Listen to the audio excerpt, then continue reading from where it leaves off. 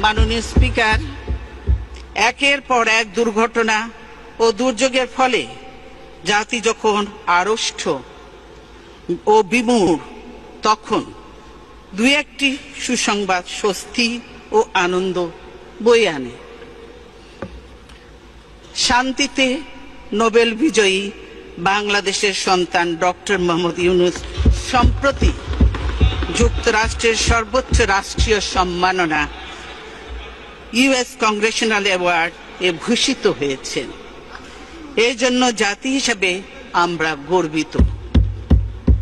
Doctor ইউনূসকেও জানাই আন্তরিক অভিনন্দন। তবে স্বদেশে তিনি যেভাবে নিগ্রহের শিকার হচ্ছেন তা সত্যিই দুঃখজনক। তার মেধা, শ্রমে ঘামে প্রতিষ্ঠিত গ্রামীণ ব্যাংকও আজ হুমকির মুখে। সরকার নিয়োজিত কমিশন নোবেল বিজয়ী প্রতিষ্ঠান গ্রামীণ ব্যাংককে ভেঙে 19 টুকরো করার সুপারিশ করেছে। আমরা এতে স্তম্ভিত। এ ধরনের সিদ্ধান্ত গ্রামীণ ব্যাংককে ধ্বংস করে ফেলবে।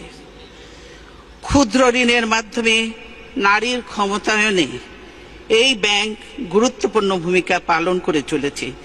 সেই প্রতিষ্ঠান ধ্বংসের উদ্দেশ্যে প্রতিশোধমূলক চক্রান্ত বন্ধের জন্য আমি সরকারের প্রতি আহ্বান জানাচ্ছি।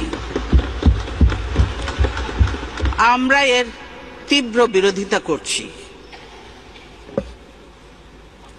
দেশের মানুষ এ ধরনের হীন কার্যকলাপ মেনে নেবে না। একটা প্রতিষ্ঠান ভেঙে ফেলা, ধ্বংস করা খুবই সহজ, কিন্তু এ ধরনের একটি প্রতিষ্ঠান গড়ে তোলা অনেক কঠিন ও শ্রমসাধ্য কাজ। গ্রামীণ ব্যাংকের ওপর রাষ্ট্রীয় কর্তৃত্ব আরোপের অপচেষ্টা চলছে। আমরা এরও তীব্র বিরোধিতা করি। রাষ্ট্রায়ত্ত ব্যাংকগুলো লুটপাট করে সরকার যে অবস্থা করেছে, তারা কি গ্রামীণ ব্যাংকেও সেই অবস্থায় নিয়ে যেতে চায়?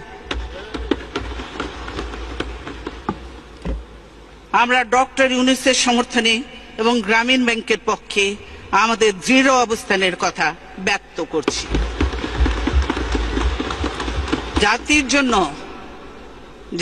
জন্য যারা সম্মান বয়ে আনেন, সেই কৃতি সন্তানেরা যেন দেশেও মর্যাদা পান, তা আমাদের নিশ্চিত করতে হবে।